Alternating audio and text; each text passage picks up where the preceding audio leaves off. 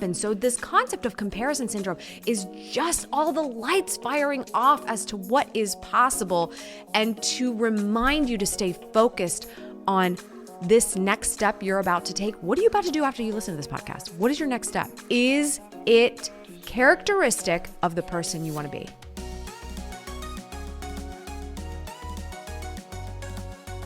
Good morning, good life. Welcome back to Detail Therapy. We are in episode 171. It's a very special one with a very special guest host, and I will share that with you in just a second. First, if you're new here, hello, my name is Amy Landino, and I will be your host. I'm a best-selling author, mom, and YouTuber, and I do all the things, including this podcast, to help you go after the life you want. It's all about that simple step to success. And today, the simple step that we need to take is to crush comparison syndrome in our minds. It is not good for us. It is making us have poor mental health. It is affecting us at work. It is affecting us in our life, and it is annoying. So let's work on it. This is an episode of the Career Corner with our special guest host, Tillis Lederman. I sat down with her and we took a question from Instagram that I get from a lot more people than just this one, but we finally decided to address it. And it's all about how to handle that feeling of comparison. So what is comparison trying to tell you? How do you deal with it? And how do you become a bit more positive in going after the life you want when you have comparison syndrome? Let's get into it with Tillis Lederman. Tillis Lederman is back on Detail Therapy for another segment of the Career Corner. We've got questions. Michelle, do you have answers? I hope so. I always have something to say, put it that way. Okay, good. I wanted to take probably the most important question to literally everyone. So literally everyone should be streaming this podcast episode right now, because everyone thinks about this, no matter where they are in their life or what's going on in their career or what they saw on Instagram. Fiorum asked, how do you stop comparing yourself with others? And man, I mean, we talk about this so much on my channel. We've talked about this on Detail Therapy as well. It's unending. The comparison sneaks up on you everywhere. I have even caught myself doing more comparing, probably because of the pandemic, staring at my phone a lot more. But like in the last couple of years, even I'm doing more comparing than I have ever done in my 10-year career. Like, do you relate to this at all? Oh my God, yes. In fact, I wrote a whole chapter on it in my last book. Oh, well then. So clearly this is also on my mind. And what's so interesting is, as I hear this question, I hear that the comparison is negative, right? That I'm always beating myself up because I'm not as good as somebody else. And the truth is, we can also compare ourselves being like, I'm better than you. That's so true. How often are you saying that to yourself and thinking, wow, aren't I fantastic? You're never mad at yourself for saying that about when you're comparing yourself to someone who's not as good. Wow. Yeah. So the funny thing is, I want people to take a moment and recognize how they interpreted the question and how they internalized the question and related it to them and their own feelings about it. Because the truth is, I actually hear it in both directions. And that probably because I'm practicing. And that's, one of the things I'll say is, in order to do this, first of all, let me just say, it's okay. It's okay to compare yourself as long as we have some perspective around it.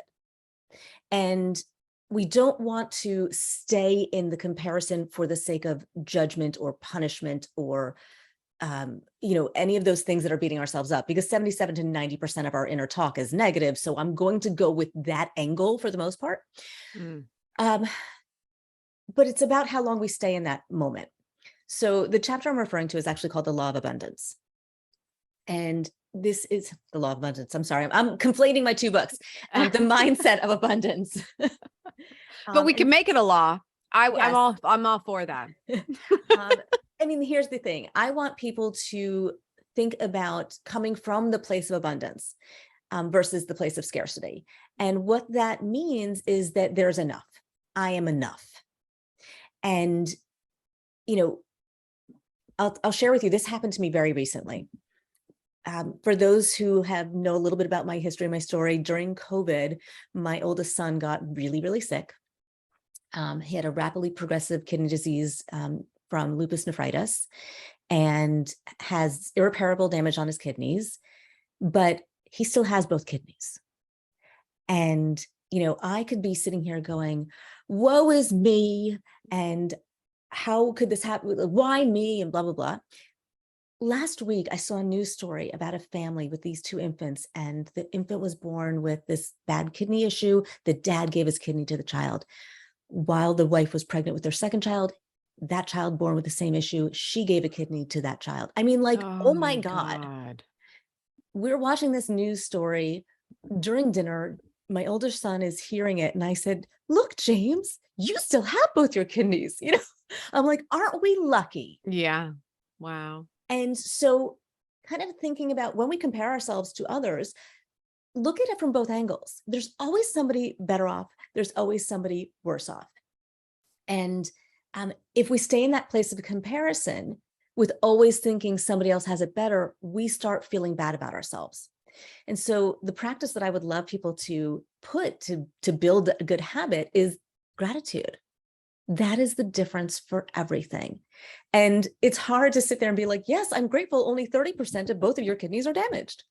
Like, hey, I'm grateful you still have your kidneys. I'm grateful you're in remission right now, even if you have to take 7 drugs pills every day. Like, so it's finding the good, and little habits like every day before going to bed or during dinner, we'll say, what was the best part of your day? Or what are you grateful for today? Or how did you make someone smile today? Or what is one act of kindness that you did today or had done to you? And it connects you to all of these things of feeling good. I could keep going, but I know your mind is going somewhere. I guess what's interesting about this is, like, I'm such a proponent for the gratitude practice. I heard something recently and it got my wheels turning, because I've caught myself doing this too. Do you ever do your gratitude practice because you're like, get to a better place, get to a better place, get to a better place, and then you say something wonderful about your life and ultimately end up going down this hill of, well, everything's fine, so I should be grateful. I should just be grateful. And rather than actually being in the happy place, you just end up continuing to give yourself a hard time because now you should be grateful. Like, I do think sometimes we lose sight of what the actual gratitude practice is supposed to be. And it's not supposed to be another reprimand or another fall back in line. You're fine. Pull your britches back up. You know what I mean? Oh, thank you so much. I think this is such an important differentiation. And I heard it and I felt it. And yes, because we all have those moments of, wah, wah. Like, I'm just feeling blue. I want to be in a pity party. I'm not feeling good. Right. And I want to whine and complain and like, let me wallow. And you know what? You get to do that too. So I should find the blog post, and I'm going to find the blog post for the show notes. I did a blog post once, and it was really about kind of how we give ourselves that space, but how we also cut it off, like create a boundary around that. And I have a picture of this duck timer that I used to have in my house, and we used it so much that it broke. So I don't have the timer anymore. I bought a cow, but my kids stole the cow. I don't know. So basically, when the timer goes off, it either quacks or moos. And when my kids were younger and they were having a hard time and a tantrum, and I would say, I see that you're really, really frustrated. And I would be saying this to a 2 or a 3-year-old, right? And the 4s, even in the 4s, God, they say the terrible 2s, but it's really the freaking 4s. Don't say that. I just said this to my mom the other day. I said the terrible 2s, right? And she's like, it's actually the 3s. And you're saying it's the 4s. So I'm not happy about this evolution. Anyway, all the years are wonderful. But I will say this to my toddler, and I would say, I see you're really frustrated and you're angry and you want to let it all out, don't you? I said, you should let it all out. How many minutes do you need? And then I'm like, let's go get the duck. And I'm like, you said 5 minutes. That's a big one. Let's put it on 5 minutes. I'm like, go. You can scream and you can kick and you can yell and you can do whatever you want. But when the duck quacks, we're going to move on. Okay. I got to tell you, when you give yourself that time and space to release the emotions rather than beating yourself up for them, you can exhale them out and then say, all right, I gave myself that time. Now it's time to shift back. Oh, I just had like a vision of like a balloon, and you're just like pushing all of the air out of the balloon in that 5 minutes rather than it seeping out and it's just deflating over this long, annoying period of time. That's what I feel like I'm hearing from you. I And I'm love hearing that. the squeaking of the balloon when it goes. It's like, just end it already. Just end it. So that's so great. Yeah. Okay. So I actually, when you were talking, I thought of another story that happened to me in terms of like this comparing yourself. So, we're entrepreneurs, we're in business, and somebody else is going to land that great client, and we're going to be like so jealous. And jealousy is a form of comparison. They got something and I'm good enough and blah, blah, blah. And she landed this sports client. Now, she doesn't even love sports, and I love my football. And I'm like, and I was like almost begrudging. Yep. And then I was like, okay, once, we let all the air out of the balloon, I was like, oh my God, I am so jealous, and acknowledging it and as a way of recognizing somebody else, saying like, oh my God, I'm so jealous. How did you do it? Let me learn. And do you need any help?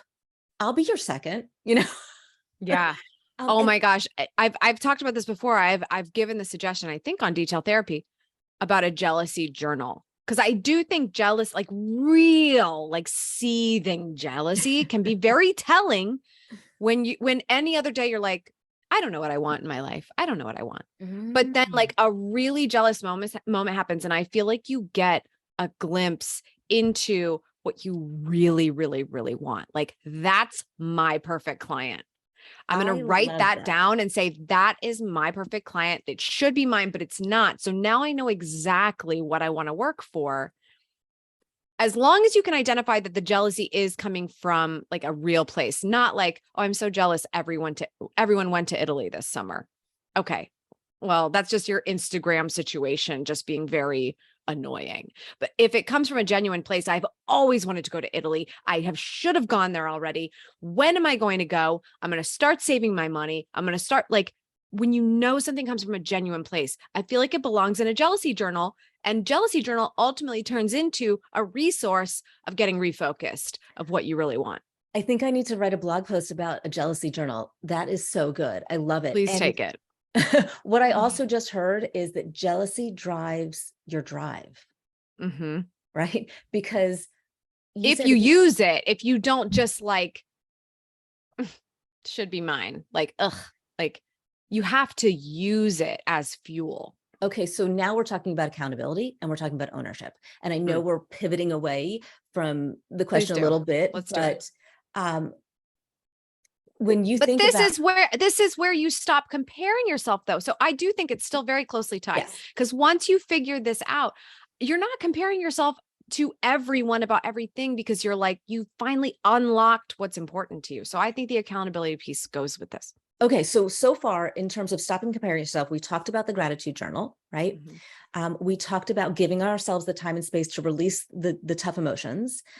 We talked about a jealousy journal and letting it drive. And now we're going to talk about accountability and action, because when we stay in action, we are too busy actually moving our goals forward to be worrying and comparing and beating ourselves up over the fact that somebody else is doing something differently, because we have our own plan. And so I think accountability and action can be two different things, right? One is put your plan in place, have your action, and every day ask yourself, what is one thing I can do to move further to that goal, so that they're jealous of me, Yeah. If you want to add that little line, go for it. If it works for you, it works for you. No and then judgment. The accountability piece is a different question, right? And so I almost want us to have like daily questions, and I'll talk about that separately, because that's a whole concept from Marshall Goldsmith's work. But the accountability question can be, what have I done that has led to this result, positive or negative, right? And, what haven't I done that is making me upset? So how do I switch that around? It is I language. It is, owning my actions or inactions that led to this result. And then the question becomes, so what am I going to do about it? Mm-hmm. Right. I always find it interesting when you change a conversation from even the flip side of using the word I versus using the word me. Because I feel like when you're phrasing things like, why not me? It's much more, it's coming from a reactive and negative place. Not 100% true. I think taken out of context, that could be totally wrong. But when you try to work the sentence around the word I, there is that instant accountability involved. And here's the also difference, just grammar, right? Passive versus active voice. It's happening to me. I don't have any control, right? Whereas I'm now the locus of control. I am directing, driving the behavior and the result. So I think that is such a great observation. Yeah. Ooh. Ooh. Okay. So break down the steps to stop comparing yourself to others one more time. All right. So we had a lot of tactics here. Hopefully we get them all. We are going to, oh my gosh, I just did this and I forgot what the first I know one. you did the gratitude We're going to practice gratitude. We're going to Mhm. release emotions. We're going to have our jealousy journal. We're going to ask questions around accountability and ownership and I statements. We are going to put our plan in place and have clear actions so that I can feel more in control. And we might add some daily questions to the list so that we reinforce every day these different behaviors. And I think if we look at the show notes, and I know you transcribe, you're going to see these questions embedded in there. Yeah. So check out the show notes so you can see what questions are going to help you to stay focused and stop comparing yourself to others. Michelle, that was a banger. One question and done on that one, because I think a lot of people are going to get to work on that. So thank you so much for coming back for the Career Corner. Will we see you again for another one in the future? Are you still enjoying this? I can't wait to come back. I'm like, I want to do this every week. I love it. Thanks, Michelle. We'll see you guys on the next one. Bye. So I know that was a lot to unpack, and thank you so much, Michelle, for the amazing insight as always. I wanted to continue this conversation just a little bit so that you can understand why some of these ideas that we gave you are going to matter at all. Let's take the jealousy journal, for example. That sounds kind of weird, right? Like, why would I keep a list of things that make me jealous? It sounds like we're taking the comparison culture and we are compounding it and making it even worse. But what I've actually found is that it's directly tied to something that scientifically is happening with your mind that could actually be very helpful. So if you think about it, let's say we have this jealousy journal and we write down the things that we feel a little pang of jealousy about. Instead of letting it sit up here, we take the idea and put it on paper. Remember, we talk about this all the time. Let's give the brain the thought that maybe we took care of that task. Like, don't worry, I drive that car now. I'm going to write it down in my jealousy journal. Give the thought a place to go and move on. But if you find you are always writing the same things, and let's just call it a candy apple red Ferrari. Like, I want a candy apple red Ferrari. Who doesn't? That's what I want to drive. That's what I want for my car. I'm just using an example. I actually could not care less about a Ferrari, but maybe you do. My husband definitely does. So let's say that's a thing that you want. You write it down in your journal. And again, you see someone else and you go to write in your journal and it's like, I wrote this down once before. I think about it a lot, actually. And now it seems like I see them everywhere. Red car. Do you ever notice that? The moment you decide, I know the car I want, I really, really want to drive it, I think about it all the time, I'm thinking about the features, I'm thinking about how nice it'll look, I'm thinking about how great it'll drive, and suddenly you see that car everywhere. Why is that? That's because of something in your brain called the reticular activating system. This area has actually been trained by you. you are constantly training this area of your brain about what is important to you. And so when the things that are important to you pop up, your reticular activating system fires. So you think I want this candy red apple Ferrari. I see those Ferraris everywhere. Suddenly everyone has a Ferrari. Like, what is happening? Why does everybody have so much money? Right? It's like everywhere. And by the way, did you notice all the people that are driving blue Dodge Rams?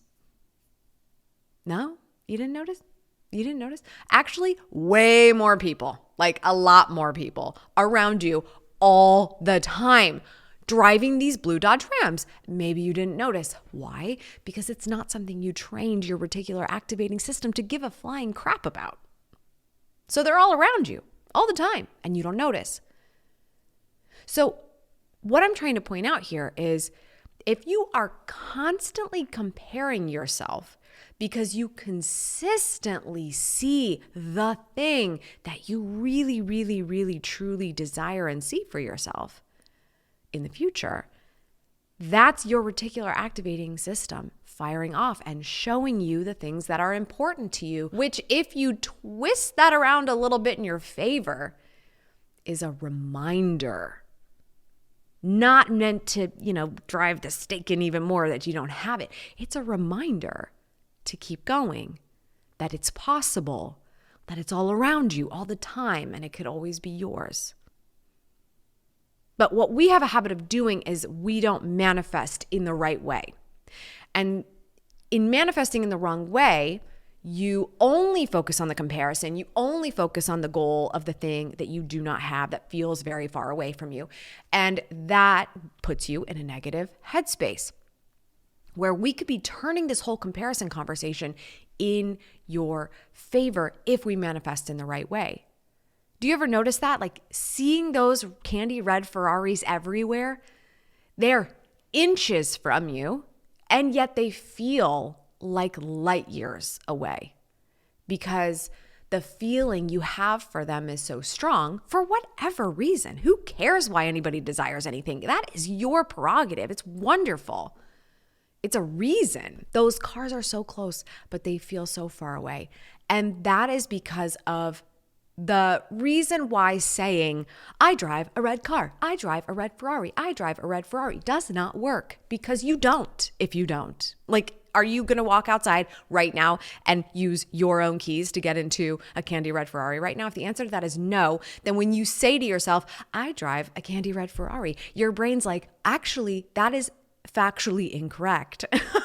And so you're getting that constant back and forth, like, no, I'm going to tell myself that I can do this. And your brain's like, sure, you can, but you don't. And so the buts and the no's and the friction are constantly coming up for you. And so it feels very far away because guess what? It probably is very far away. But what's not very far away is the actual act of making that thing happen. And that is what manifestation actually is. Understanding that if you really truly want something in your life, you need to become the person that would happen with, right? Who is the person who drives that car? What do they do? What are they like? What are they thinking about? What are they going to do right now? And that is something you can do. That is something you can walk away from this podcast right now or do while you're listening to this podcast right now.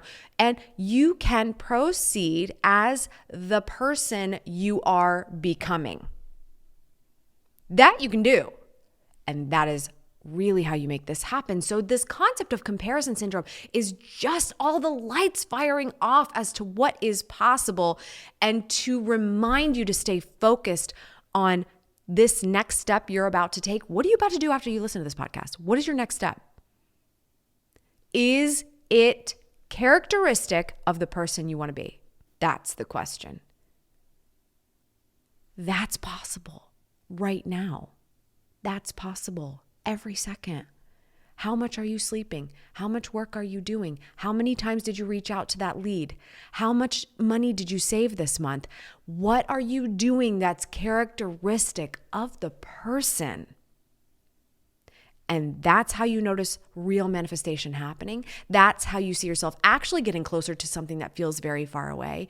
And that's how you actually have some level of satisfaction and contentment and happiness in your life, because it's about the journey and not the end result. When it's the end, it's the end. What are you doing right now to become the person that drives that car? And you will be amazed when you realize how simple those steps are and how they compound over time, and you will loosen your grip a little. When you get to a point where you can get that candy red Ferrari and you have become fully formed into that person, and you're like, kind of feeling the McLaren now.